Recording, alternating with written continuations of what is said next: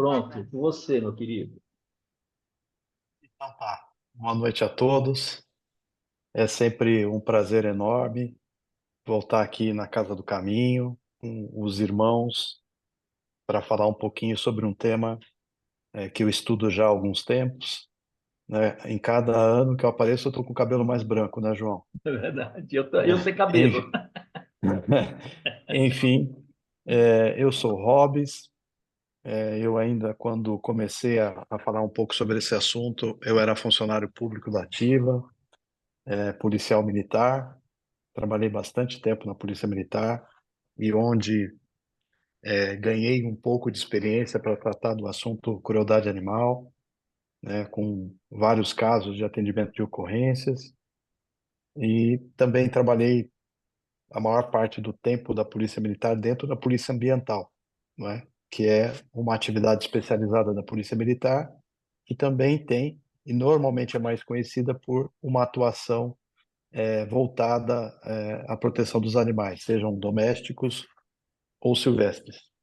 E terminei a minha carreira como coronel da Polícia Militar, né? Eu hoje estou na reserva, sou advogado, trabalho, tenho uma sociedade numa empresa de consultoria ambiental, mas como atividade que eu desenvolvo relacionada às pessoas, a devolver um pouco do que a sociedade, o que Deus me deu, eu sempre falo sobre esse tema, teoria do link, crueldade contra as pessoas e contra os animais. Não é? Faço isso sempre de forma voluntária, vou na maior parte dos lugares onde eu consigo ir, sou chamado para falar, fora do estado de São Paulo, em diversas cidades. Amanhã mesmo tenho uma conversa com alunos da Faculdade de Medicina Veterinária da EMB Morumbi, assim como fiz já para o Unesp de Botucatu, enfim, para todos os círculos em que sou chamado, inclusive para irmãos espíritas, não é? Que é muito bacana, é muito bom, é muito gratificante. Sempre quando, né, no momento antes de pensar na abordagem, né, eu fico pensando qual é a melhor abordagem para sensibilizar as pessoas. Então, para médicos veterinários você tem uma abordagem, para policiais militares você tem outra, né? E qual seria então a melhor abordagem para vocês aqui que me dão a honra de estarem assistindo o que eu estou falando? É um tanto quanto complexo o tema e eu já falei isso em outras oportunidades, que só falar que a gente precisa respeitar os animais, isso não é suficiente, no âmbito da nossa sociedade. Se eu estivesse falando, para vocês entenderem, né, o meu raciocínio, se eu estivesse falando numa assembleia de Deus, por exemplo, e estivesse falando de Deus, e aqui, independentemente da religião, espírita, evangélico, católico, etc., obviamente que se eu estivesse falando de Deus, as pessoas que estão assistindo são pessoas que estão conectadas com esse assunto. Então, essas pessoas, não é que elas. É como se elas não precisassem ouvir um pouco sobre bem-estar animal. Por quê? Ou que elas não precisassem ouvir muito de Deus, porque elas estão conectadas com esse assunto, estão indo lá para dividir um pouco seu conhecimento. Então, penso que a sociedade ela precisa ser sensibilizada de outra forma, não é? Por quê? Porque simplesmente falar sobre é importante falar sobre os animais por diversos estudos já são reconhecidos como seres sencientes, que precisamos ter dignidade com os animais, que precisamos evoluir no tratamento dos animais. Me parece que só isso, como se isso fosse pouco, não é suficiente para sensibilizar as pessoas. E elas continuam praticando crueldade animal de todas as formas. Então, pensem o seguinte: na minha carreira, basicamente, é uma carreira voltada à proteção das pessoas, não é? Quando a gente fala de segurança pública, né? Segurança e ordem pública, a gente tem que pensar em profissionais que vivem para prevenir crimes e para prender pessoas quando essas pessoas cometem crimes. Então, óbvio que eu tenho uma forma de abordar esse assunto um tanto quanto voltada para a segurança pública, né? E nem todo mundo gosta, porque falar de crime, falar de criminoso, falar de penas, mas é uma forma que eu tenho de sensibilizar e é também um caminho que eu consigo navegar com bastante tranquilidade, até por conta dos meus 32 anos como policial militar, né, desenvolvendo as diversas atividades aí, todos os postos de tenente até coronel dentro da Polícia Militar. Então, eu vou começar a falar um pouco sobre o nosso tema, a nossa 30ª aula, a teoria do link, que aqui no Brasil nós chamamos carinhosamente de teoria do elo, que é a conexão entre crueldade animal e violência contra as pessoas. Aquela ideia que a gente sempre tem de que pessoa que pratica crueldade animal não é uma pessoa boa, assim, a gente tem essa percepção, não é uma pessoa bacana, ela tem fundamento científico. E é isso que eu vou tentar passar aqui para vocês nesse momento, não é? É bem interessante entender. Só fazer aqui um comentário anterior.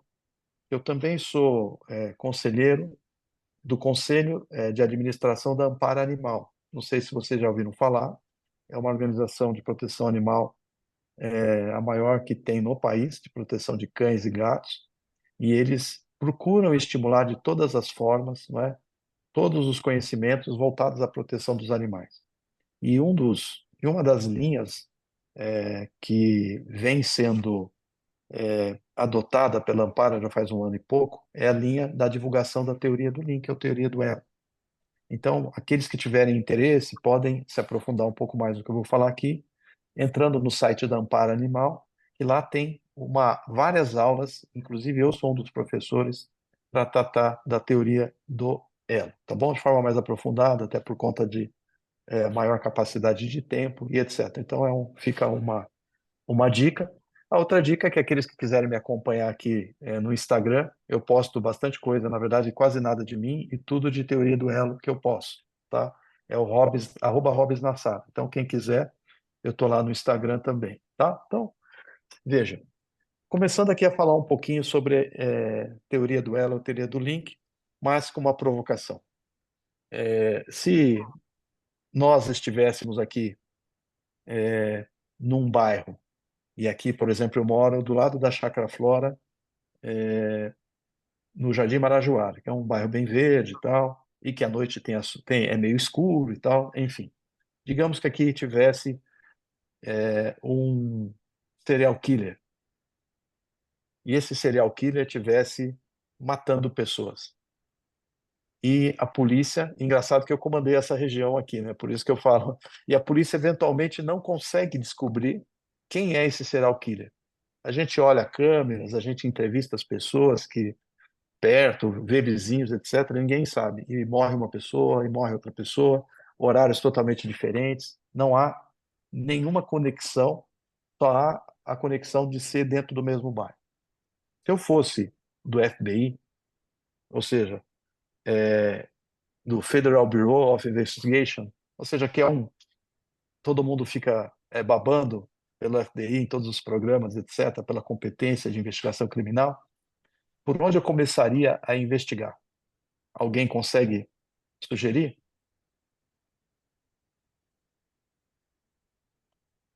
Desde a década de 70, o FBI começa a investigar por meio das fichas criminais dos criminosos que têm passagem por crueldade animal. Esse é o primeiro passo que o FBI dá. E, em muitos casos, eles conseguem descobrir quem é o autor do crime com base nessas entrevistas. Olha que interessante. O que será que tem no perfil deste criminoso que pratica crueldade animal e ele é objeto de investigação primeira do FBI em casos de serial killers, em casos de pessoas violentas que praticam outros crimes, como, por exemplo, o próprio estupro, né? O que será que tem no perfil dessas pessoas? Isso é algo que chama a atenção e que serve como provocação para a gente começar a conversar. E, assim, eu também sempre procuro trazer alguns casos práticos. Vou falar 3 casos aqui. E dois, 3 casos bem recentes. Um caso de Santa Catarina, vocês imaginem a seguinte cena: uma mãe, 2 crianças, os 3 de bicicleta, em cima de uma ponte, encostado numa ponte de 8 metros de altura. Essa cena é gravada por uma pessoa e fotografada por ela. O que que acontece? Essa mãe está com o cachorro de estimação da família, jogando o cachorro de estimação da família pela ponte, na frente dos seus 2 filhos.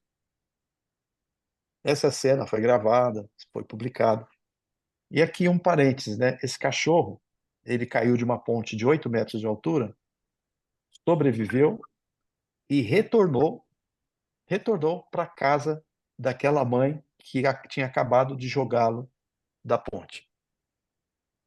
A pergunta que a gente faz quando vê um caso como esse, além de não entender quais são os motivos, o que essa mãe está ensinando para essas 2 crianças?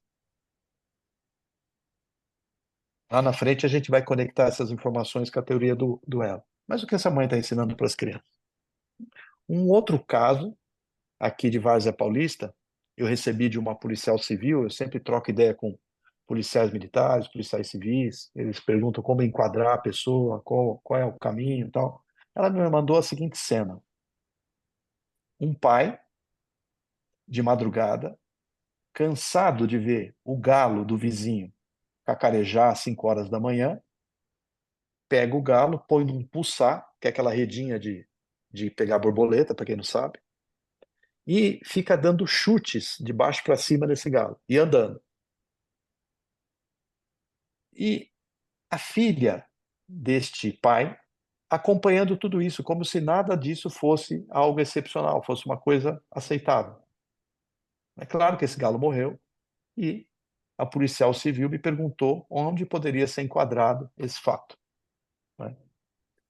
Um outro, um outro caso, bastante recente, foi bastante divulgado na internet, nos meios digitais, é o caso de Nova Fátima, aconteceu há um mês atrás, em que uma criança de 9 anos, ela pulou o muro de uma fazendinha, ou seja, um empreendimento de médico veterinário, que ele tinha vários animais, então tinha coelho, porquinho da Índia, etc. Esse menino de 9 anos pula o muro e mata 23 desses animais. Menino de 9 anos. E de forma cruel, jogando na parede, arrancando a pata, cortando. Isso aconteceu há um mês atrás. Eu falei 3 casos, mas são 4. E por fim, em Santa Catarina, um jovem de 14 anos, um menino de 14 anos, ligou o forno, um forno desses de carvão, encheu de carvão, pegando fogo, e jogou 4 filhotes de cachorro lá dentro e filmou a cena e mandou para os seus amigos. A pergunta é: o que torna, o que faz essas crianças e adolescentes agirem dessa forma? O que está por trás desses pequenos casos que chegam ao conhecimento da gente por meio da mídia, né? É uma reflexão que a gente tem que fazer. E, apenas para conhecimento, eu sempre cito um caso do Sombra, que foi o primeiro batizado do PCC, isso na década de 80. Esse cidadão chamado Sombra, ele era um criminoso muito, muito, muito cruel. Ele sequestrava as pessoas, matava, batia, roubava bancos, etc. No ano de 2022, um repórter, ele publicou no UOL a história de vida desse Sombra quando ele era criança. E ele tinha um perfil que tinha por conta de sofrer violência doméstica dos seus pais, ele apanhava muito, e ele era cruéis com os animais. Colocava cobras de várias espécies dentro de uma lata de óleo para saber qual delas iria sobreviver. Então, assim, e o resultado de tudo isso, falta de amor da família, exemplos, etc., gerou essa pessoa que mais tarde cometeu crimes, matou pessoas e acabou morrendo dentro do próprio presídio. E antes disso ele foi batizado, foi o primeiro batizado do PCC.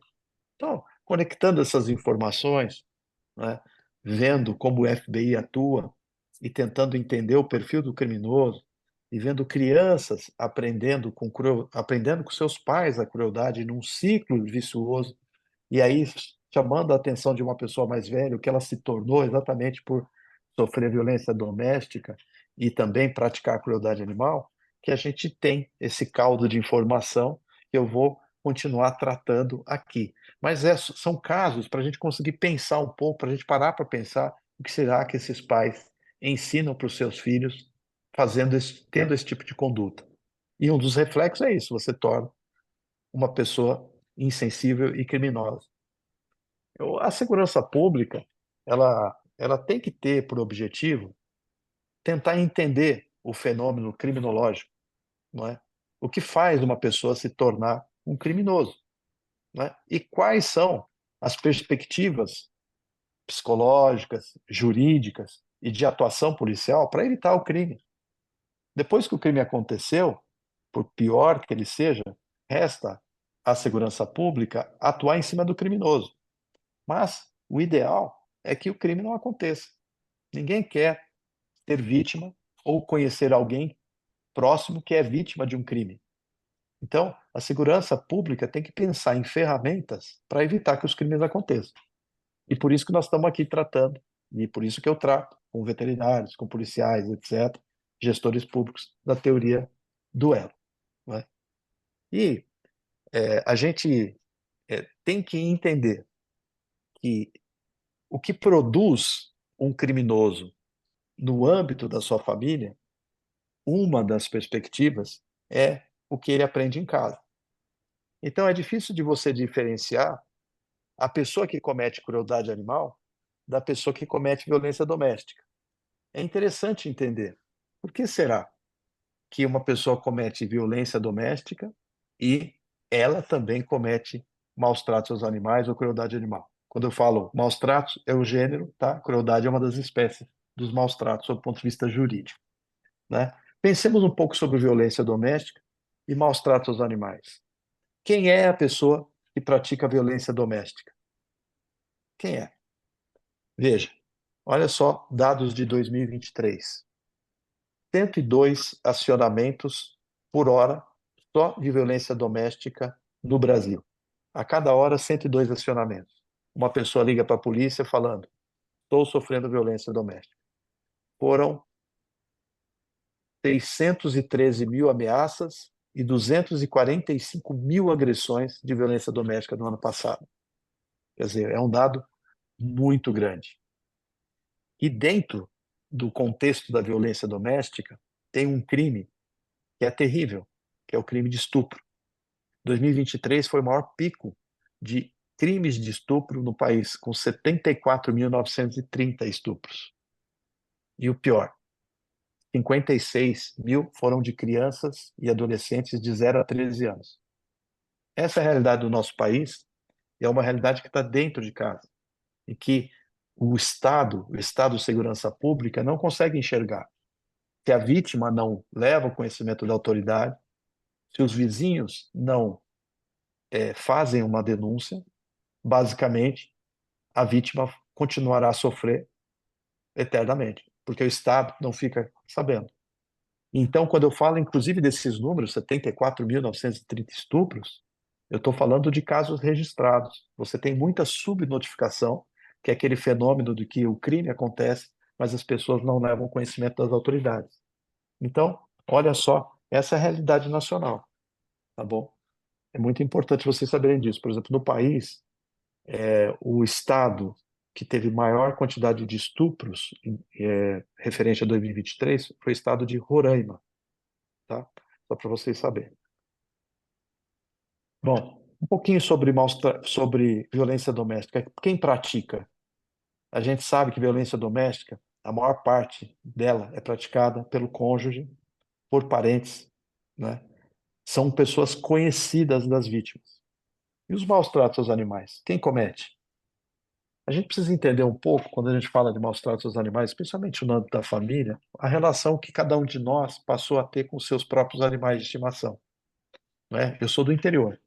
Eu fui criado com os animais fora de casa, né? Naquela época, 50 e poucos anos atrás, os animais no interior eram tratados fora de casa. Hoje, os animais estão dentro de casa, dormem conosco e são nossos filhos, nossos parentes, os nossos melhores amigos, não é? Então, já existe um conceito de família multiespécie, e aí conceito jurídico, não é? Para reconhecer os animais da família como membros da família. Tanto é que, sob o ponto de vista jurídico, a gente tem uma série de decisões e de evoluções jurídicas, como, por exemplo, a guarda compartilhada do animal de estimação, coisa que a gente nem imaginava, né? Reconhecimento de senciência, né? O animal podendo ser o autor de ação judicial, uma decisão do Estado do Paraná maravilhosa. Então, enfim, é nesse contexto que a gente tem que entender a situação dos animais no âmbito da família hoje. E mais um detalhe: no Brasil, nós tivemos um censo PET feito pelo IBGE e também pelo Instituto PET. São 150 bilhões de animais de estimação.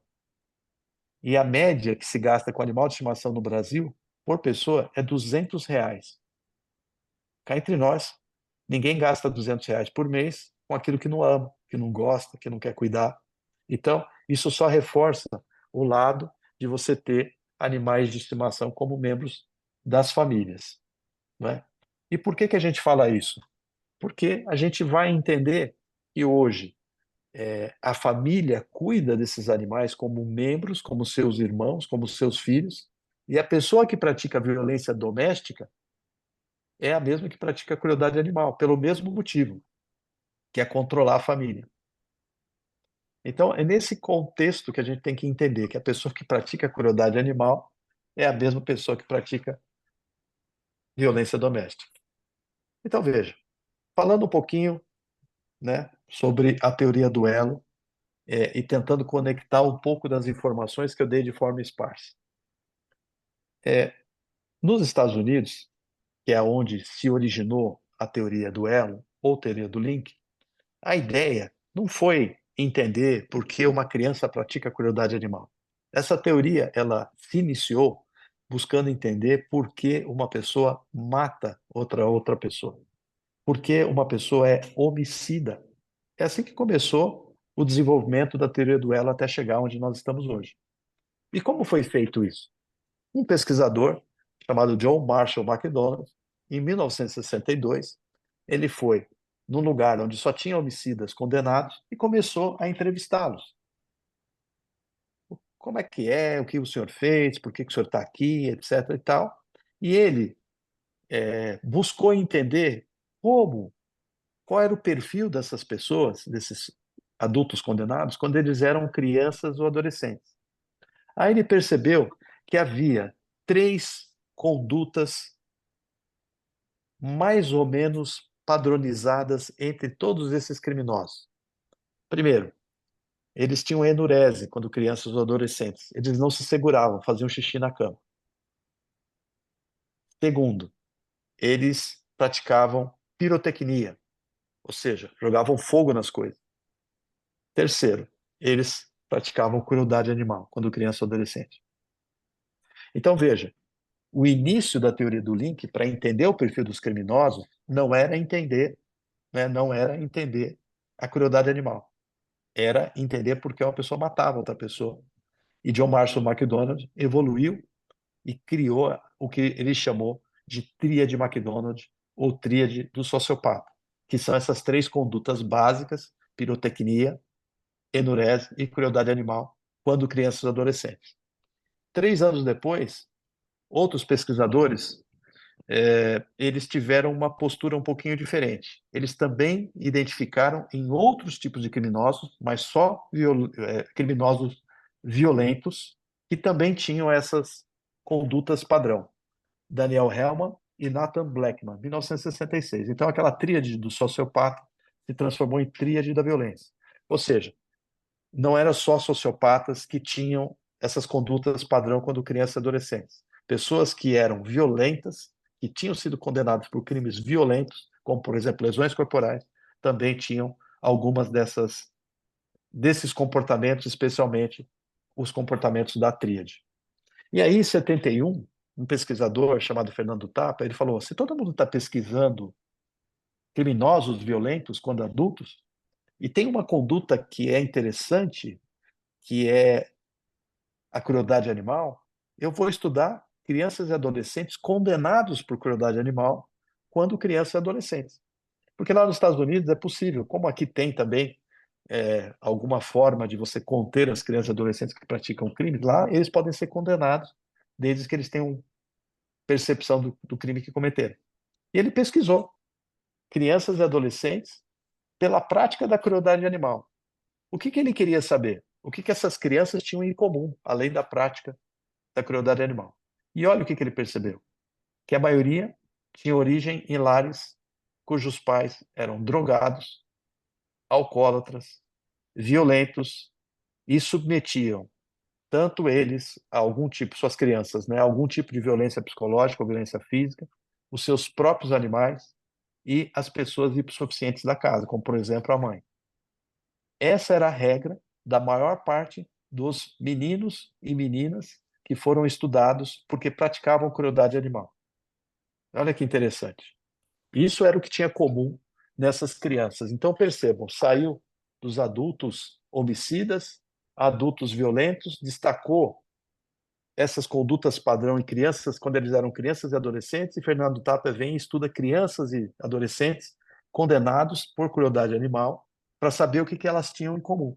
E percebe o que elas tinham em comum eram lares degradados, com pessoas que só ensinavam coisas ruins, que batiam nos animais, nas crianças. Por isso que eu sempre falo lá do começo, né? O que aquela mãe está ensinando para os seus filhos quando joga aquele cachorro da ponte? Né? O que será que esse filho que matou 23 animais aprendeu com seus pais, e aquele que jogou 5 cachorrinhos dentro de um forno de pizza com cheio de carvão, aprendeu dos seus pais. Né? E aí, quando você começa a entender os estudos, você fala que pode ter, você pensa, né, avalia, que realmente você pode estar diante de conexões, conexões, não é? E interessante que Fernando Tapia, toma uma golinha d'água aqui, peraí. Interessante que Fernando Tapia, 8 anos depois, estudou essas mesmas crianças que ele já tinha estudado. E ele percebeu que, com o passar do tempo, parte dessas crianças continuaram a praticar crueldade animal. E aí, ele falou que a solução para o problema era simplesmente tirar aquelas crianças do lar caótico onde elas moravam. Interessante. E Fernando Tapia cunhou uma expressão que a gente ouve falar pra caramba aí, quem ouve falar um pouquinho da teoria do elo, que animais maltratados em casa são uma bandeira vermelha, são uma sentinela de que naquele ambiente há problema, naquele ambiente, tanto o animal que está maltratado, mas outras vítimas podem existir. Tá? Ele que cunhou a expressão animais maltratados são bandeira vermelha, red flag, né, de que outros casos de maus tratos, e aí violência doméstica, podem estar acontecendo dentro daquele ambiente familiar. E em 79, um pesquisador chamado Alan Feltas, ele se interessou em tentar entender níveis de agressividade dessas pessoas que praticavam crueldade animal. Olha que interessante, mas aí ele foi de novo em presídios.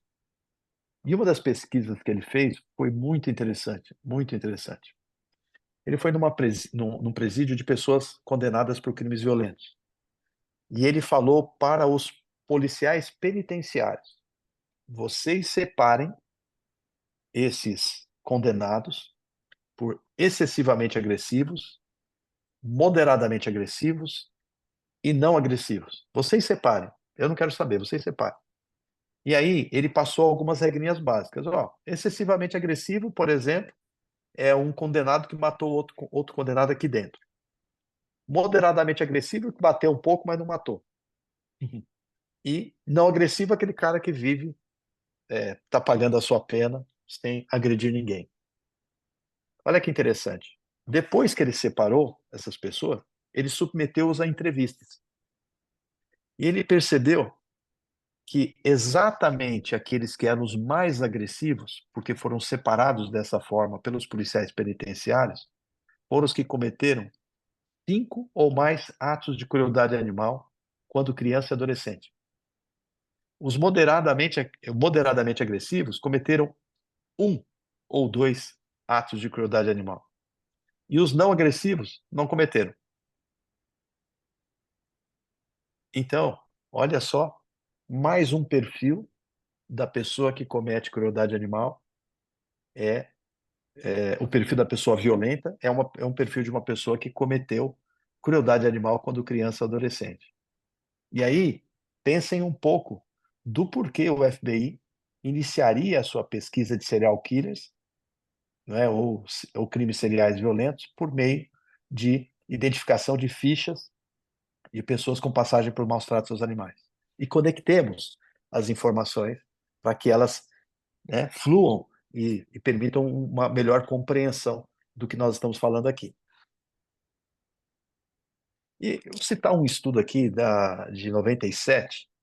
Ele é um estudo da Sociedade de Massachusetts para a Prevenção da Crueldade Animal e a Universidade Northwest.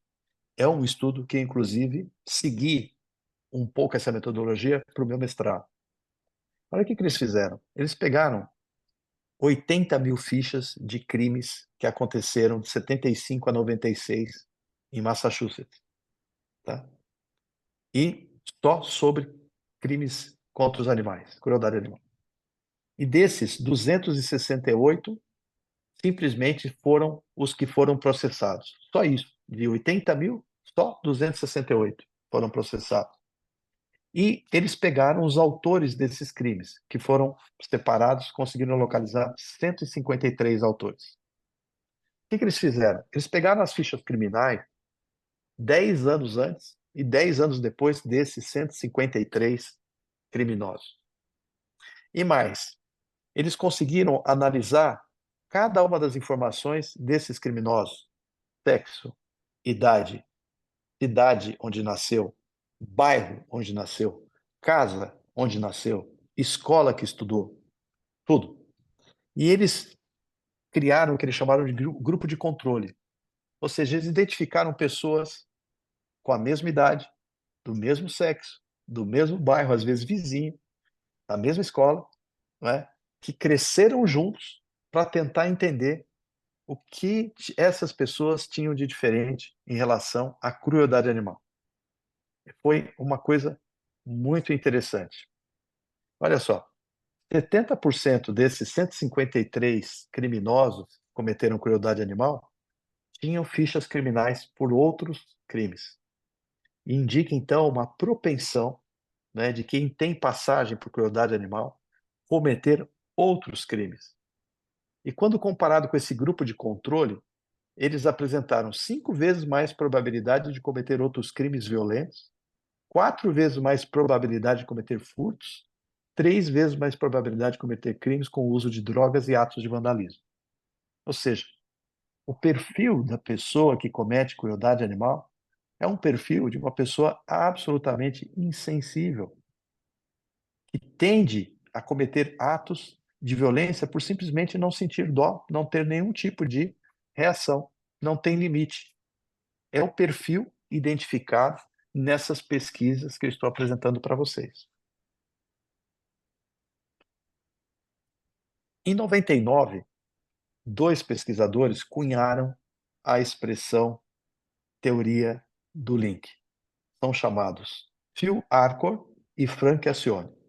E eles escreveram a teoria do link numa edição que hoje a gente consegue traduzir para português, mas quando eu comecei a estudar o livro, aliás, só tem, não sei agora, mas só tinha em inglês, que a tradução livre é assim, ó: abuso infantil, violência doméstica e crueldade animal, conectando os círculos da compaixão para prevenção e intervenção. Esses pesquisadores que conectaram as informações, isso que nós estamos tratando, e a partir daí produziram o que nós entendemos como teoria do link. Fizeram inúmeras pesquisas. Em relação ao abuso infantil, né, o que eles conseguiram escrever? Que crianças expostas à violência doméstica apresentam 3 vezes mais probabilidade de serem cruéis com animais do que crianças que não foram expostas. Então, uma das formas da criança expressar crueldade animal é ela sofrer violência doméstica. Ou ela sofrer psicologicamente ou fisicamente, ou ela ver alguém próximo dela sofrer, tá? Foram encontrados animais abusados em 88% dos lares de 57 famílias na pesquisa deles com animais de estimação, onde as crianças também eram abusadas. Então, efeitos da violência são amplificados em locais onde há crueldade animal em frente à criança.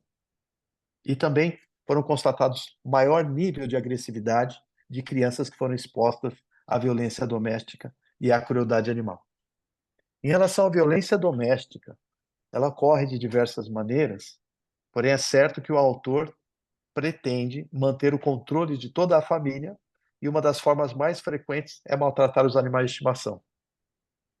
Faça o que eu estou te falando, senão eu vou fazer com você aquilo que eu vou fazer agora no seu animal de estimação. Quantos e quantos casos nós temos conhecimento, isso é registrado no Brasil e nos Estados Unidos, de pessoas, de mulheres, que ficam em casa sofrendo violência doméstica porque elas não têm para onde levar o animal de estimação. E elas sabem que se elas levarem o animal de estimação, esse animal de estimação será a primeira vítima quando ela não estiver em casa. E os maus tratos aos animais, ele ocorre por diversos motivos, né? Em quase todos eles indica a existência de um ambiente familiar degradado, como foi dito por Fernando Tapia, lá em 1971. Então, esses dois pesquisadores, Frank Acione e Phil Arco, eles trazem a seguinte definição para a teoria do link ou teoria do elo. O link, ou elo, é um adulto que abusa de uma criança ou animal como resultado dele ter sido testemunha de um abuso ou ter sido abusado. Ele mesmo. Violência doméstica, abuso infantil e crueldade animal Aí não vou estão assistir mais nada. Chega, intimamente não quero mais. conectados uns aos outros e o círculo continuará até que ele seja quebrado. Essa é a definição do link, tá? E eu digo o seguinte, que o link ou elo é um ciclo contínuo de violência familiar que se transmite na família e que precisa ser identificado e quebrado. Essa é a definição super importante, porque se você não quebrar essa sequência de aprendizado, violência, sequência, aprendizado, violência, você continua produzindo criminosos que praticam violência doméstica e crueldade animal. Esse é o link entre essas situações e ele precisa de uma intervenção. Ele precisa ser quebrado. Às vezes a intervenção é um tratamento psicológico. Às vezes a intervenção é uma condenação judicial. Às vezes a intervenção é a prestação de horas de serviços à comunidade em que a pessoa tem condição de refletir sobre o que ela está fazendo. Agora, não intervenção, não intervir, é manter aquele ciclo de violência que passa de pai para filho, de pais para filhos, né, durante todo o ciclo. E antes que alguém pudesse pensar, poxa, mas será que essa teoria ela só é aplicada nos Estados Unidos? Porque a cultura americana é diferente da cultura nacional brasileira? Não. Em 2011, uma psicóloga chamada Maria Padilha escreveu um livro chamado Crueldade com Animais e Violência Doméstica contra Mulheres, uma conexão real. Ela é pernambucana e ela pediu para policiais militares aplicarem um questionário que ela fez para as vítimas de violência doméstica depois que elas tinham feito o BO na delegacia de polícia de violência doméstica. Aí a polícia, o policial, com todo cuidado, aplicou o questionário. Olha as conclusões. Foram 453 mulheres entrevistadas. 50% delas tinham animais de estimação e informaram que seus parceiros ameaçaram, mataram ou feriram seus animais. 88% das famílias nas quais a crueldade aconteceu também foram registrados abusos físicos contra as crianças. A pesquisa indicou que os animais são vítimas dos mesmos agressores que cometeram violência doméstica e que esse é um sinal claro de violência familiar. Tá bom? Então não é lá na China, não. É aqui no Brasil, em Pernambuco, e todos nós somos brasileiros, né? Eu tive curiosidade de aplicar no meu mestrado também questionários e de tentar identificar não estudando a vítima do crime. Eu estudei os criminosos, porque eu tinha acesso, né, como policial militar, às fichas criminais desses criminosos, tá? E olha que interessante, eu pesquisei 643 pessoas que foram autuadas por crueldade animal. 90% foram homens, 10% foram mulheres, e um terço deles, 204, tinham muitos outros registros criminais, além dos maus tratos. Eu somei esses registros criminais, deram 595 crimes, e 50% deles foram de lesões corporais, né? O que indica que a propensão das pessoas que praticam crueldade animal existe em relação à prática de outros crimes, e desses crimes, pelo menos 50% é de violência contra as pessoas, como as lesões corporais. Então, não é nos Estados Unidos, não é nem só em Pernambuco, é aqui no estado de São Paulo também, tá? E um dado bastante interessante é que em um ano, 2 anos depois, eu fiz uma reavaliação dessa pesquisa e consegui fazer também um entendimento sobre o tempo de estudo, né, desses criminosos. E não que isso seja uma regra, mas 79% dos pesquisados tinham apenas o primeiro ciclo do ensino fundamental, ou seja, estudaram só 4 anos. Então, não é que eu quero passar a carga de responsabilidade para os nossos queridos professores, mas tudo indica que essas crianças aprenderam mesmo em casa a ser cruéis com os animais, não tiveram acesso à educação, que seria minimamente uma forma de tentar contribuir com a formação dessas crianças, e, portanto, se transformaram em criminosos que foram autuados. Tá? E para meio que quase finalizar aqui, estou falando um pouquinho rápido, nós tivemos em 2022 uma pesquisa de doutorado de uma médica veterinária chamada Liza, de Minas Gerais. E ela também foi guerreira, porque ela foi em delegacias de violência doméstica, ela entrevistou criminosos e vítimas, assim, uma guerreira. E ela constatou números muito parecidos com quase todas as pesquisas que existem sobre esse assunto. E é uma pesquisa de doutorado, ou seja, tem um formalismo muito grande da Universidade Federal de Minas Gerais, né? E que, de fato, confirma cientificamente os achados da teoria do link. Então, o que a gente está propondo aqui, né? Nós temos que entender que a teoria do link ela contribui para a identificação de criminosos, futuros criminosos, e que a partir daí a gente tem que tentar identificar uma forma de quebrar o elo, quebrar o ciclo de violência. Você talvez não perceba isso agora, quando você está quebrando o ciclo de violência, mas parentes, filhos, familiares, a própria sociedade mais para frente pode não ser vítima dessa pessoa que neste momento nós entendemos que precisam quebrar o ciclo. Porque, na verdade, o que a gente percebe é que a pessoa que pratica crueldade animal é a mesma pessoa que já pratica violência doméstica ou que praticará violência doméstica e também crueldade animal no futuro, porque ela aprendeu dessa forma, ela não tem, né, as virtudes que são necessárias para a convivência na família a respeito das pessoas, dos animais, tá? Então, essa é uma informação muito relevante, e por isso que a gente costuma falar bastante sobre a teoria do link. Na verdade, teria vários enfoques, e um enfoque que eu costumo dar é o enfoque da segurança pública, tá bom? Então, assim, do ponto de vista geral, né, os achados da teoria do elo recomendam que todos nós estejamos atentos a denúncias, à questão de crueldade animal, à violência doméstica, né, visando ampliar, né, você como veterinário, você como vizinho, você como autoridade, você como funcionário público, né, ampliar a nossa atuação e reconhecer a conexão dos maus tratos com a violência contra as pessoas, especialmente na prática de violência doméstica, né? Pois os animais maltratados, como diria Fernando Tapia, são sentinelas, são bandeiras vermelhas de um ambiente familiar degradado, né?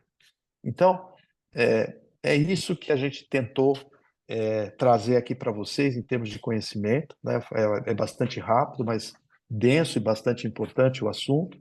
Espero que vocês tenham percebido, né, o quão importante ele pode ser para a nossa convivência na sociedade em relação a riscos, crueldade animal e proteção dos próprios animais e das pessoas, não é? E é isso. Então, fico super à disposição aqui. Espero que vocês tenham aproveitado a nossa conversa de hoje, tá bom? Obrigado. Obrigado. Vamos abrir agora para perguntas. Ilva, você está na fila, pode perguntar. Oi, boa noite. Muito boa a explicação, obrigada. Eu queria saber se essas crianças, quando é detectada isso na infância, se essas crianças são recuperáveis. Tem algum estudo? Então, assim, desde 87, os Estados Unidos, lá o Manual de Psiquiatria americano, ele consta a crueldade animal como um distúrbio que precisa ser tratado, não é? Então, há tratamento. Claro, eu não sou psicólogo, mas de tudo que eu conheço e das pessoas psicólogos, né, que inclusive eu converso, não sei se tem alguém aqui dentro do nosso ambiente, sim, desde que seja identificado, há possíveis formas de tratamento, mas é importante identificar o mais rápido possível, né?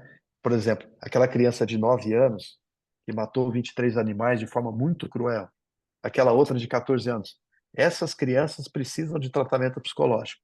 E, em princípio, né, em princípio, o tratamento consegue contribuir com a melhoria dessas crianças. Quebrar o elo. Carol?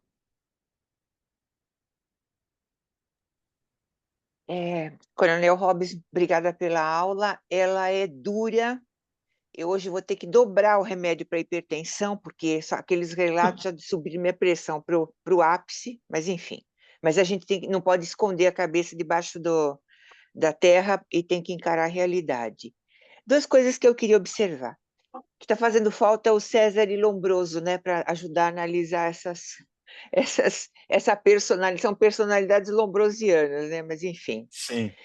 Agora, eu não sei o que o senhor acha. Eu também não sou psicóloga, mas eu tenho um CRP de botequim.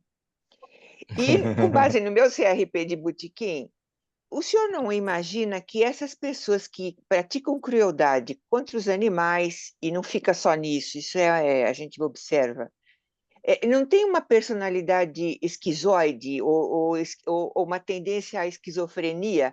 O esquizofrênico não tem sensibilidade, ele se corta, mas também não tem. Se ele não tem sensibilidade, com ele tem uma separação da cabeça com o corpo, com o pensamento, então ele se corta, porque ele não sente dor. Então, também para ele matar um cachorro ou bater na mulher, está tudo no mesmo. Então, na minha humilde opinião, eu acho que esse tipo de gente tinha que ser isolado da sociedade e tratado como esquizofrênico. Eu acho que é isso. Não sei se eu estou falando besteira, mas a minha vontade mesmo era pegar aquela mulher que jogou o cachorro e jogar ela junto, mas enfim, isso fica para depois. Talvez ela tenha que reencarnar, né, várias vezes para poder melhorar a sua conduta. Olha, assim, existem muitas hipóteses relacionadas ao que essa pessoa que pratica a crueldade animal pode ter, né? Esquizofrenia é uma delas. Mas, por outro lado, tem pessoas que não são esquizofrênicas. São pessoas normais. Eu vou dar um exemplo. Por exemplo, pessoa que cresce a vida inteira. Isso é até falado no filme do Maníaco do Parque. A pessoa passa como criança e adolescente vendo o pai matar bicho, porco e etc. Não tem sensibilidade. Se tiver que cortar a cabeça de um cachorro, de um gato, e nem por isso ela é esquizofrênica.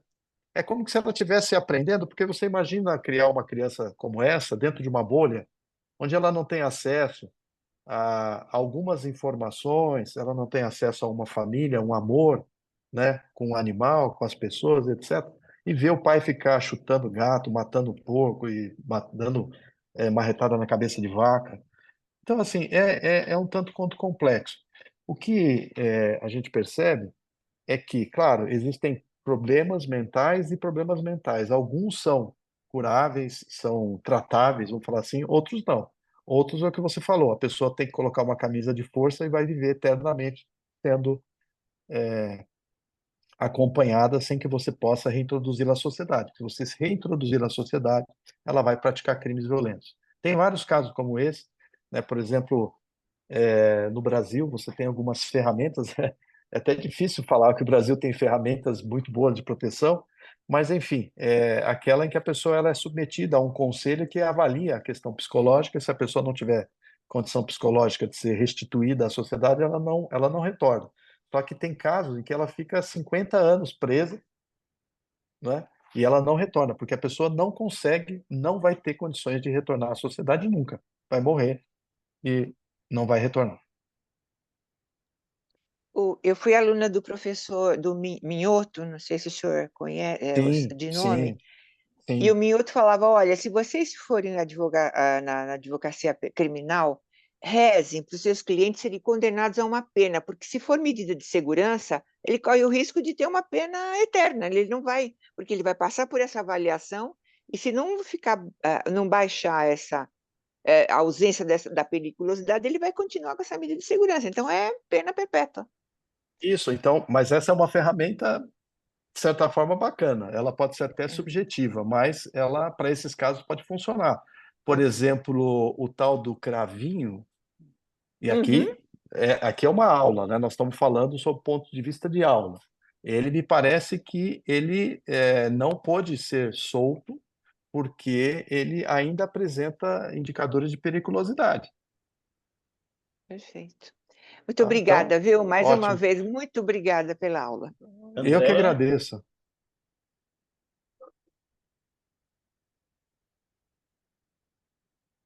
André, abre o microfone.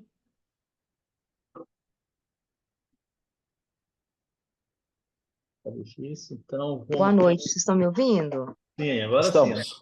Uhum. Boa noite. Não, eu só iria comentar uma questão que eu já li sobre psicopatia e sociopatia, né?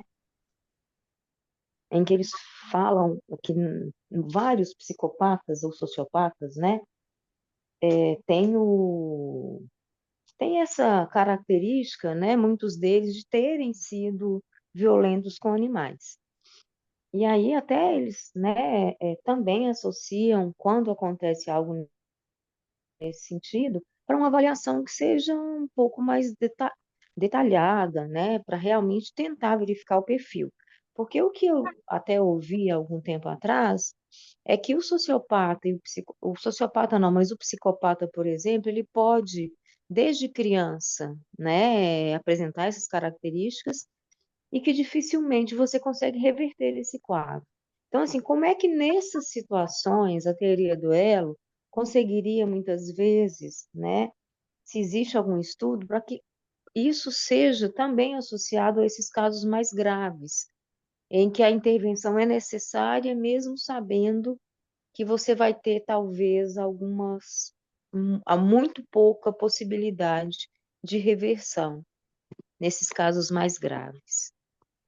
Então, eu acho que o que a gente precisa extrair da teoria do elo, a teoria do link, é a identificação e a intervenção. A ferramenta de intervenção, a teoria do elo, ela não tem capacidade de dizer qual é. Isso aí é a evolução da psicologia, uma delas é uma das formas. Você pode, eventualmente, o psicólogo vai recomendar uma série de remédios que a pessoa vai ficar fora de si, eternamente. Então, é um tanto quanto complexo, mas o que eu extraio, né, é que, assim, em essência, a teoria do link ela serve para chamar atenção, né, de que a crueldade animal, de que animais maltratados em casa, sendo praticados por criança, sendo praticados por adultos, etc., indicam um problema dessa pessoa que está praticando, que merece passar por intervenção. E, mais do que isso, no ambiente familiar, quando você tem criança e pessoas adultas praticando esses crimes, você tem crianças que estão aprendendo a praticar esses crimes e se tornando insensíveis como aqueles que estão praticando. Então, a intervenção, no caso, talvez, uma avaliação psicológica, tratamento psicológico, não tem que ser feito tão somente para as pessoas adultas, né? tem que ser feita especialmente para as crianças, porque elas se tornarão esses adultos que vão cometer. Então, assim, a teoria do duelo, ela não se presta a dizer a metodologia da intervenção, porque não teria capacidade para isso, mas a trazer luz sobre o assunto e dizer que sem intervenção o ciclo vai continuar eternamente. Não, sim, é justamente, talvez eu não tenha conseguido me expressar, porque, ou seja, ela poderia ser utilizada até, né, pelos órgãos de segurança como um balizador, ou seja, se tem um indivíduo que já teve algum caso de violência, ou seja, com animais, aquilo ali devia ser né, uma luzinha vermelha. Ou Isso seja, isso aqui traz, precisa, isso, né, isso, ser isso, investigado, precisa ser considerado de uma forma um pouco mais abrangente do que simplesmente uma estatística, né? sim, quando eu sou convidado para falar para policiais militares, policiais civis, né, eu sempre digo, guardas municipais, fui para o Mato Grosso do Sul, fiz uma reunião com bastante pessoas relacionadas à segurança pública. Eu sempre falo que assim, você não tem que atender uma ocorrência como se a ocorrência fosse simplesmente retirar o animal maltratado, virar as costas e autuar o responsável. Tem que fazer uma investigação mais profunda, conversar com as pessoas, ver se tem outras vítimas, né? Às vezes tem pessoas estupradas lá e você não sabe. Eu, quando, por exemplo, falo com um veterinário, eu falo assim, uma vez por semana você recebe esse animal com indicadores de zoofilia e você não faz nada? Sabe o que pode estar acontecendo? Que esse animal está sofrendo zoofilia, mas você pode ter uma criança dentro dessa casa também sofrendo estupros pela mesma pessoa que está praticando zoofilia. Então, sim, você tem razão, André. Assim, a pessoa, a autoridade, precisa ter uma visão mais ampla. Como eu falei, animais maltratados são indicadores de um problema familiar muito mais amplo do que tão somente, não é pouco, mas tão somente aquele animal maltratado. Tiana? Beleza, obrigada. Bom, boa noite. Primeiro, eu gostaria de agradecer pela aula, né? Espetacular, é muito importante a gente trazer luz para essas informações, né? Para que mais pessoas fiquem atentas e possam replicar, né, todo esse conhecimento, né, para mais pessoas, para que isso cesse, né, o mais rápido possível. E Para que a gente agradecer o João identifique, também. né? Identifique as É, pessoas, né? Para que quebre o ciclo e evite que elas continuem praticando, ensinando crueldade para suas crianças, né? sim, uma vez que a gente está prestando atenção nisso, né, fica mais fácil, talvez, né, de linkar a coisa, né? Queria agradecer o João também pela oportunidade de ter nos convidado, né, o nosso grupo para estar aqui hoje. E eu só queria falar uma coisa em relação ao que foi falado da esquizofrenia, né, que às vezes há uma certa confusão, né, entre a esquizofrenia, a sociopatia e a psicopatia, né? O esquizofrênico, na verdade, é um transtorno mental em que a pessoa ela tem uma dificuldade em se relacionar com a realidade. Então, ela pode ter alucinação, ela pode ter delírios, né, pensamentos intrusivos, enfim.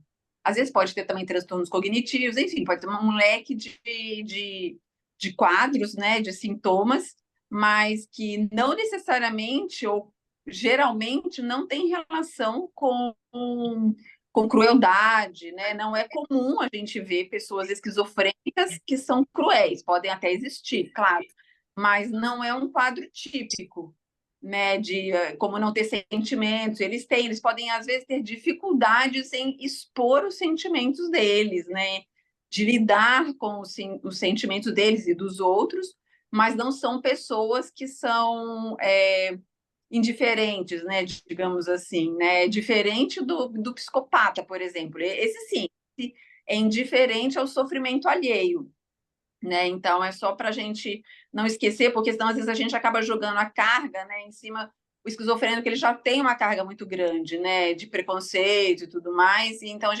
importante ter cuidado quando a gente vai colocar todos, né, os transtornos mentais no mesmo balaio, né, e são bem diferentes, né, um dos outros. Claro que às vezes eles podem coincidir, né, uma pessoa, só porque ela tem uma coisa, não necessariamente ela não possa ter outra, ela pode ter mais de um diagnóstico, mas são coisas bem diferentes. Só queria pontuar isso para né, para a gente não, né, saber exatamente, né, mais ou menos o que é cada quadro.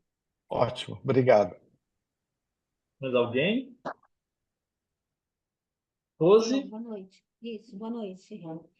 Alô, Oi, boa Rose. noite. Tá me ouvindo? Sim. Sim, Ah, tá. Obrigada, Robes, pelas suas explicações. Eu fiquei até com uma dúvida, assim, embora você explanou um pouco, mas, assim, há 11 anos atrás, eu passei por uma experiência, assim, né? Vi um acontecimento de violência com animal, e assim, eu estava passando próximo ao cemitério e tinha um adolescente. Aí eu tinha um cachorrinho e ele olhou assim para mim, olhou para o cachorro, mas deu um chute no cachorro. Nossa, na hora assim, não sabia se eu tive vontade de assim, agredir ele. Aí eu falei, por que você está fazendo isso com o cachorro? O cachorro gritou e saiu correndo e entrou embaixo dos carros, né? Porque era um velório. Nossa, aí eu desci uma avenida assim, procurando o policial, aí eu achei, falei com 2 soldados, né? Aí o que que eles falaram para mim? A gente não pode fazer nada, porque não tem prova. Então, se tivesse prova, você denunciaria, né? Então, assim, eu queria te perguntar, Robes, como que está esse preparo com os policiais? Porque, assim, claro que você não pode acusar uma pessoa sem prova, mas no caso desse, né? Eu teria que ir para a delegacia, mas eu ia chegar lá e fazer, cadê a prova? Só eu que vivenciei aquilo, né? Então, na minha opinião, eu acho que eles têm que ser mais bem preparados, né, para esse tipo de coisa. E às vezes tem uma denúncia, eles demoram para vir, né? Eu soube de casos assim, então é complicado por esse lado, né? A gente queria ajudar, porém tem esse obstáculo. oi, eu vou explicar, Rose, Tá. só que tem microfone aberto aí. Faz favor, desliga o microfone, por gentileza. Isso. Então vamos lá, Rose. É o seguinte, nós até 2022, os crimes contra os animais domésticos, cães e gatos, também eram de menor potencial ofensivo. Então, não havia possibilidade de uma pessoa ser condenada, porque os registros eles não levavam à condenação, né? Não há um processo, literalmente. Um procedimento de menor potencial ofensivo. Então, isso mudou em 2022 com a chamada Lei Sanção. Então, aquilo que era pena de detenção de 6 meses a 1 ano para crimes contra os animais em geral, para cães e gatos mudou de reclusão de 2 a 5 anos. Isso tem um impacto, porque o policial, quando prende uma pessoa por maus tratos a cães e gatos, hoje ele leva para o delegado não pode soltar, quem vai soltar é o juiz na audiência de custódia no próximo dia útil, e esse criminoso vai responder numa vara criminal. Como é que é no crime de menor potencial ofensivo? Você conduz a pessoa até a delegacia, registra um termo circunstanciado, a pessoa vai embora, o policial ainda fica fazendo o registro, e ele é chamado no fórum, ele compõe com o promotor de justiça a pagar uma cesta básica ou 10 horas de serviço comunitário. Então, matou um cachorro, hoje, por exemplo, matar uma onça, é isso que vai acontecer com o criminoso. Então, assim, isso não diminui a responsabilidade dos policiais. Então, nós estamos falando da polícia ostensiva e preventiva, né, de te atender bem e de procurar e entrevistar aquela pessoa que cometeu esse crime que você mencionou e fazer um registro. Mesmo que esse registro seja feito para ser depois arquivado por falta de provas, mas o registro tem que acontecer. E esse registro se inicia a partir da comunicação do crime à autoridade policial, que no caso são aqueles 2 policiais militares com quem você estava conversando. Então tem sim necessidade de ter um melhor preparo, tem necessidade também dos próprios policiais serem dirigentes e atuarem como funcionários públicos responsáveis que tem que ser, né? O fato, por exemplo, de não ter naquela época ainda a lei sanção provavelmente não justifica a não atuação ou uma atuação um pouco diligente dos policiais, né? Eu comandei aqui a unidade policial, muitos policiais, muitos crimes, muitas solicitações do 90 pendentes. O que significa isso? Significa que não tem viatura para atender, porque todas as viaturas estão empenhadas em ocorrência. Acontece. Às vezes você liga o 90, e quer ser atendido rapidamente, e o Copom não consegue te atender. Aí você fala, pô, tô 2 minutos esperando aqui, precisando e tal. Tem final de semana que tem registro de mais de 200 mil ligações. Essa é a o estado de São Paulo. Então, não estou justificando, mas é só para você entender que há uma série de situações que precisam ser sempre objetos de melhoria. Melhoria de capacitação, sensibilidade dos policiais militares em relação a esse crime, a responsabilidade e a repercussão dele, o que essa pessoa que está praticando pode se tornar no futuro, não é? E tem também as questões de logística do Estado. Mas, enfim, eu concordo com você, precisa sempre melhorar. Nós nunca podemos nos acomodar, tá? Verdade. Obrigada. Obrigado a você.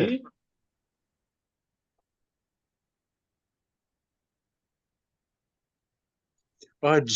Desculpa, João, acabei de chegar agora, eu estava hospitalizado, então eu pude pegar um trechinho aqui ainda. Muito obrigado, eu só quero agradecer. Tá Eu que certo. agradeço. Viviane? Boa noite. Achei maravilhosa a explicação sobre a teoria do elo, ficou assim extremamente clara a importância dela. E eu queria fazer 2 perguntas, na verdade, né? Primeira, se tem algum estudo em relação aos trabalhadores em matadouro e violência? Se existe uma maior incidência, assim, né, de criminalidade entre os funcionários mesmo do matadouro, né?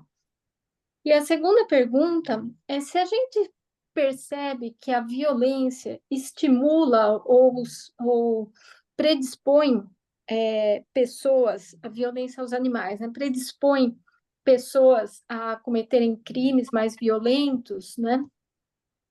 O contrário, o convívio com os animais dentro da cadeia, como a gente vê em alguns programas da TV, eles podem ajudar? E tem esse tipo de atividade aqui no Brasil? Bom, vamos lá.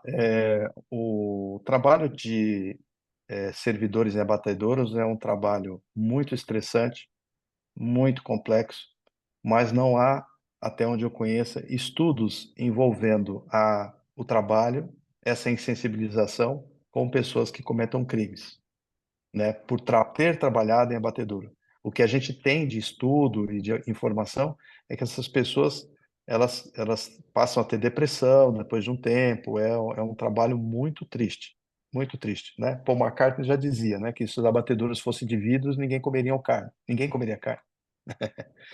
Esse é um ponto importante. Então, esse é um assunto.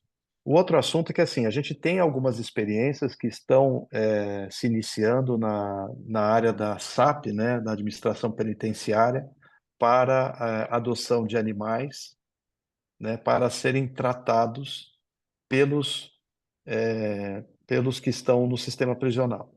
Fora do Brasil, por exemplo, a gente vê, especialmente nos Estados Unidos, muitas e muitas experiências exitosas, né, com gatos e com cachorros.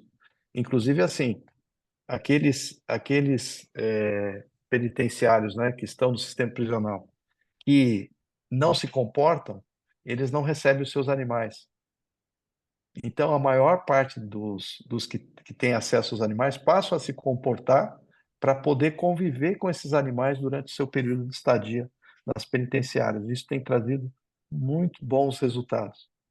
Então, já tem experiências sendo avaliadas, algumas concretas aqui no estado de São Paulo pelo Sistema de Segurança Paulista, tá? Obrigada, sensacional, obrigada. Eu também achei, também achei. Todo mundo fica com medo, nossa, mas eles são violentos, não vão matar os animais, não, tudo é supervisionado, Uhum. eles são selecionados, são acompanhados. Então, assim, o que tem se percebido é que tem tido reações positivas em relação não apenas aos criminosos, mas também aos próprios animais, porque muitos desses animais são animais abandonados, que foram adotados, que não teriam, né? E lá eles estão recebendo carinho, alimentação, veterinários, eles estão tendo tratamento, estão tendo companhia. Muito interessante. Está trazendo bons efeitos. Muito bom, obrigada. Obrigado a Carol? você.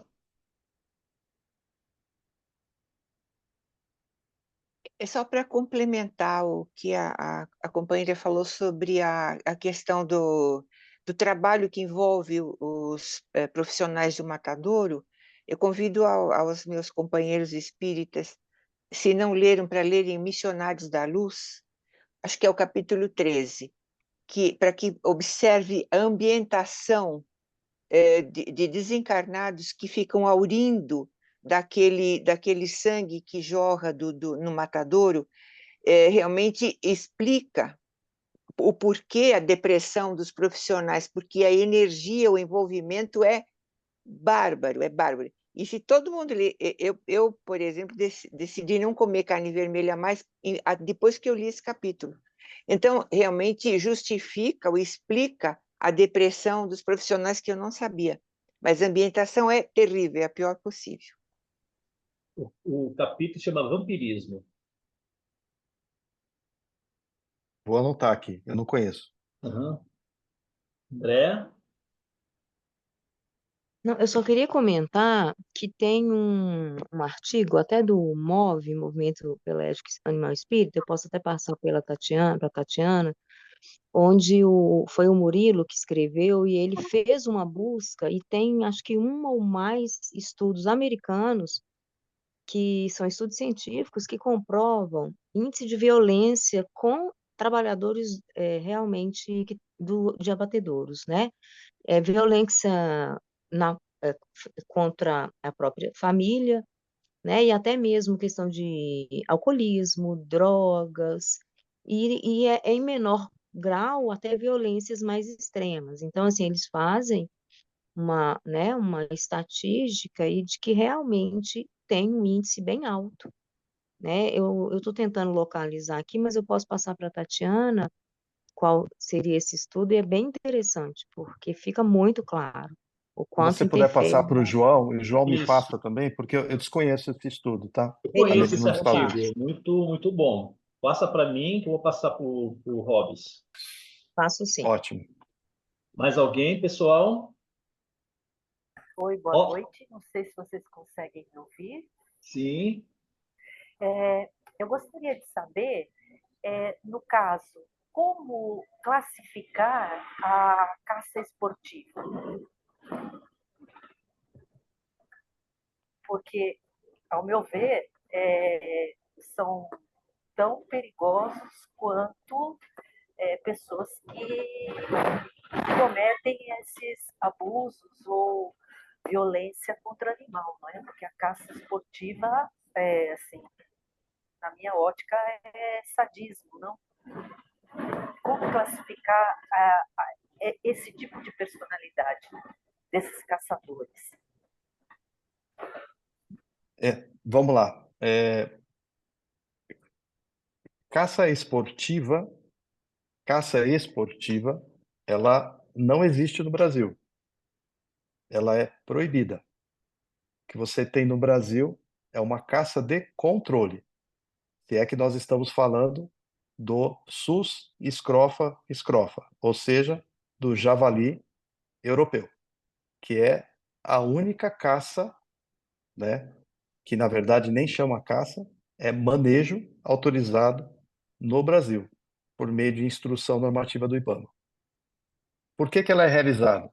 Porque a Lei 9.605, Lei de Crimes Ambientais, diz que não é crime o abate do animal, né, o manejo do animal, quando ele é declarado invasor e quando ele gera risco para a biodiversidade do país. O javali, se é que nós estamos falando disso, então eu não estou falando de uma caça de animais silvestres em que o caçador sai para caçar o que aparece. Quando você fala o termo caça esportiva, nós estamos falando de modalidade de caça, e essa caça esportiva, em tese, não existe no Brasil, do ponto de vista de regulamentação. Ela não pode ser praticada, assim como a caça profissional, que você tem o manejo de uma espécie considerada exótica invasora no país, tá?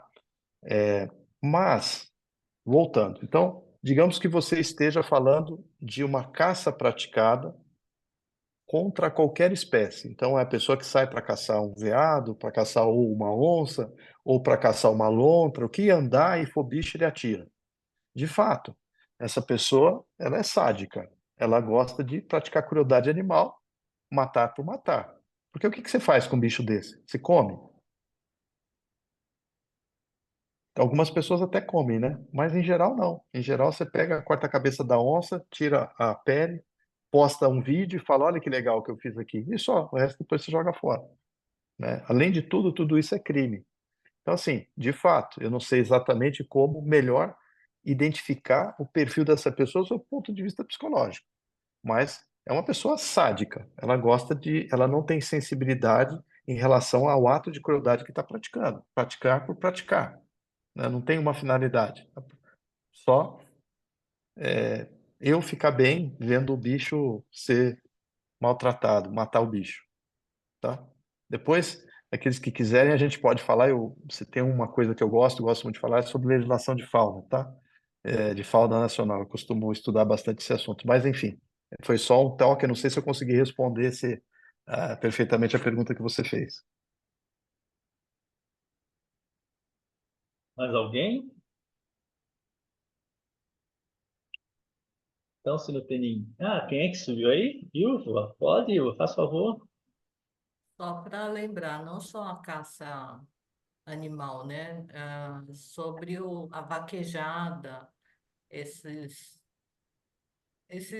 como é que chama? Esses eventos que eles fazem judiando dos animais. Também é outra coisa que a gente tem que boicotar. Com certeza, mas nós temos, por exemplo, quando a gente elege os nossos representantes, os nossos deputados, os nossos senadores, a gente tem que olhar também qual é a pauta deles em relação a esses assuntos. Por exemplo, eu postei no meu Instagram, semana passada, que o nosso presidente promulgou uma lei reconhecendo, eu não sei exatamente, o termo não é uma vaquejada, mas é algo parecido que acontece no Rio Grande do Sul. Ele reconheceu aquilo como cultural daquela região, uma atividade cultural. E se aquilo é uma atividade cultural, a consequência daquilo é não ser crime. Então tem uns conflitos normativos bastante difíceis de entender, muito difíceis de entender. Por exemplo, a vaquejada às vezes é considerado crime, mas a festa de peão de boiadeiro não é. Então, assim, então o que acontece em Barretos não é crime, mas o que acontece em Santa Catarina é crime. Então, assim, no Nordeste, as vaquejadas nordestinas também foram reconhecidas como cultura regional. Então, veja, gente, como é complicado essa legislação nacional que a gente tem. Eu, como oficial da Polícia Ambiental, várias vezes fechei festas de peão de boiadeiro, aqui na região da capital, etc., inclusive na região metropolitana, porque eu sempre entendi que era crueldade. Só que aí o responsável pelo evento ingressava com mandado de segurança e o Tribunal de Justiça autorizava a realização do evento, desde que não causasse maus tratos aos animais. Então, assim, é bem complicado, é uma questão histórica, cultural que a gente precisa desenvolver e a gente precisa escolher bem os nossos representantes, levando em consideração, dentre outras coisas, o que eles pensam sobre essa pauta animal. Mas eu, particularmente, entendo que você quer brincar, vá em show de eventos, onde as pessoas cantam, etc. Para que tem que ter bicho caindo, pulando, com corda, passando não sei aonde, tomando rédea no pescoço? Para que isso? Carol?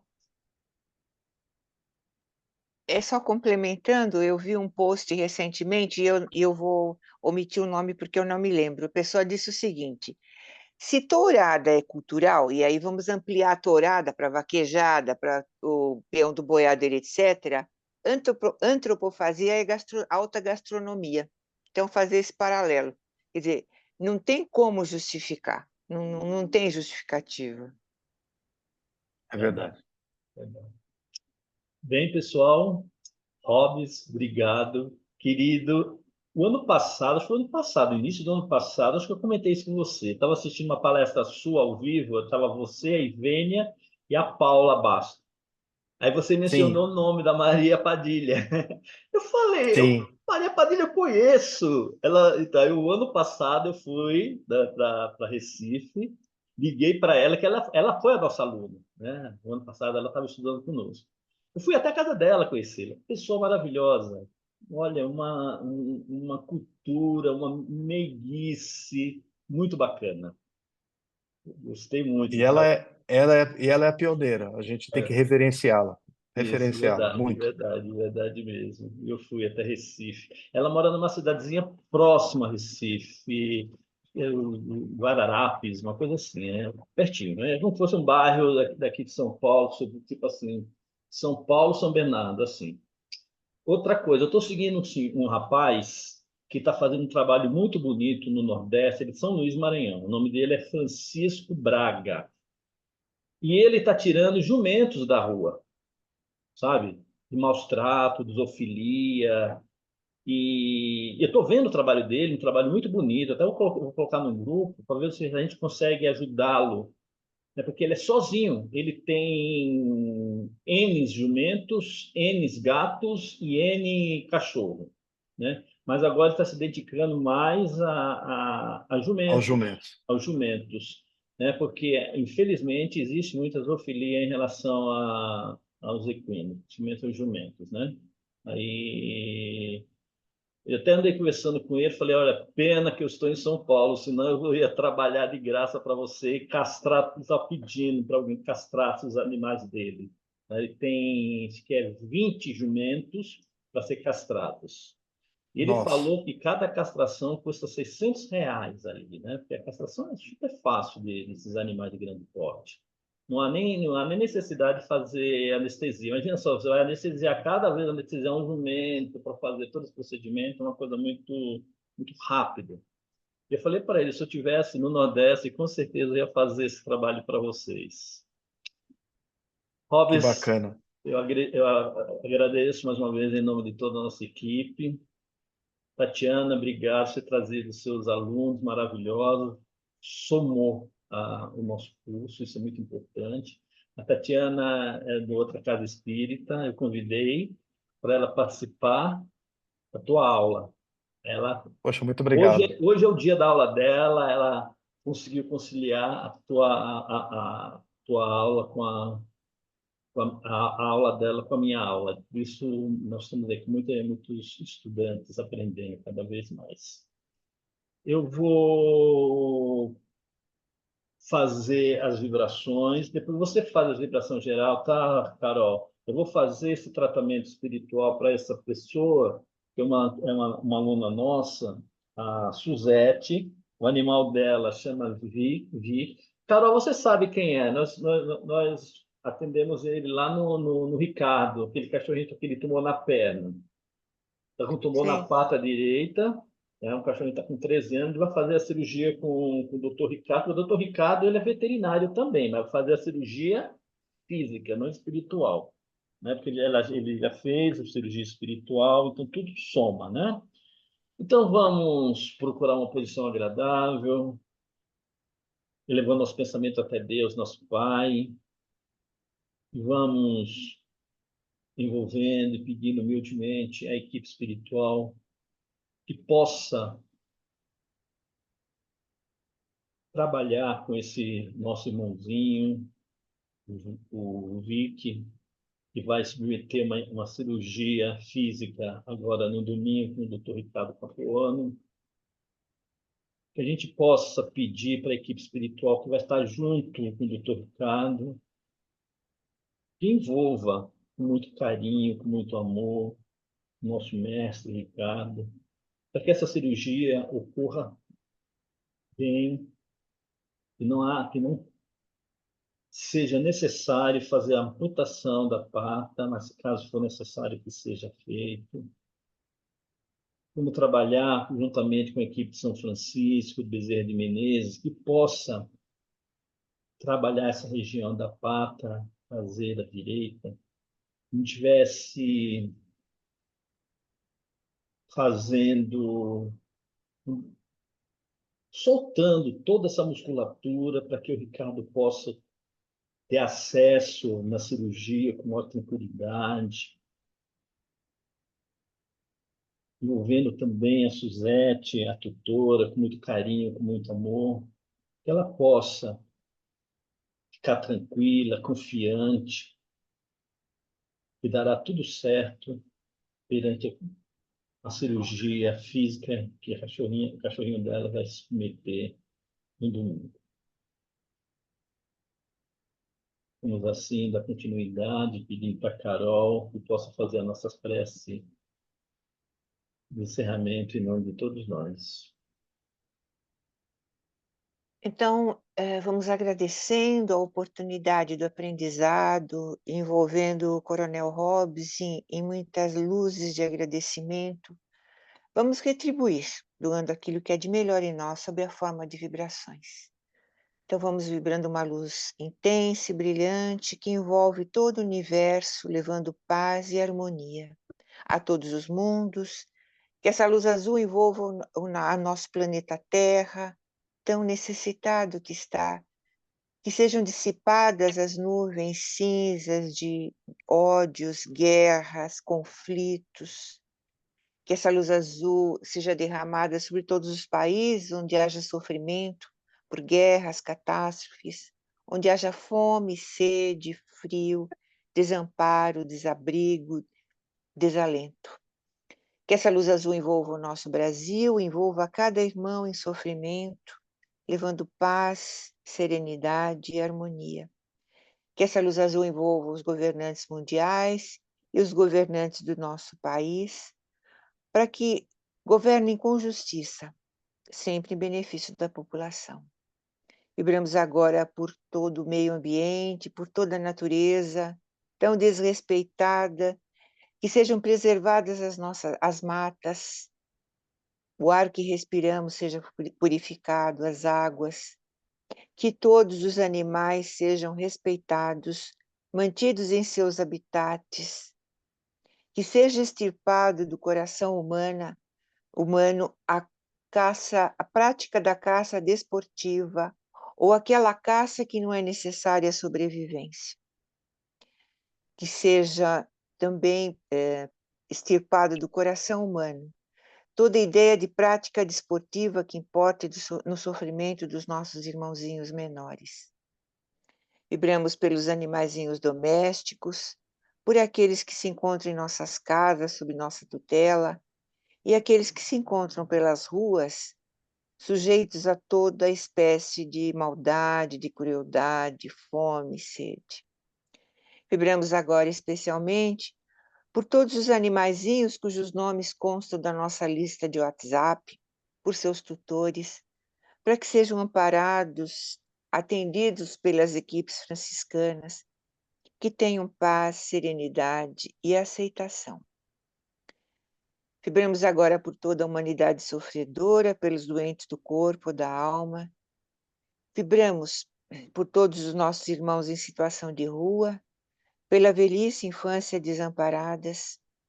Vibramos por todos os encarcerados, pelos vícios ou aqueles que se encontram nas instituições prisionais.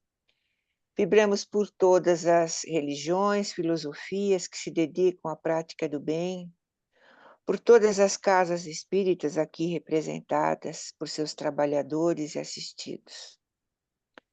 Vibramos por todos os lares do mundo, especialmente aqueles em desarmonia, mentalizando agora a doce e meiga figura de Jesus entrando em nossas casas, trazendo harmonia e paz ao nosso ambiente. Vibramos por nossos parentes e amigos, por aqueles que se dizem nossos inimigos, encarnados ou desencarnados. Vibramos por todos os desencarnados, por sua amorosa acolhida na espiritualidade e o seu encaminhamento aos locais de refazimento. Vibramos pelo umbral, pelas trevas, pelo vale dos suicidas, que os legionários de Maria possam resgatar aqueles irmãos que já aceitaram a luz do Mestre Jesus. Vamos vibrando agora humildemente por cada um de nós, pedimos que as nossas águas sejam fluidificadas, as nossas e dos nossos pets, dos nossos tutelados. Pedimos uma semana de paz, de harmonia, de trabalho, sobretudo de amparo de Deus nosso Pai, já que somos tão carentes de sua misericórdia. Que tenhamos uma semana de paz, de alegria e de muito trabalho. Que assim seja, graças a Deus. Obrigado a todos, boa semana. Obrigado, Robes. Boa semana a todos. Boa Tchau, noite. fiquem com Deus. Boa noite. Obrigado. Tchau, tchau. Obrigada.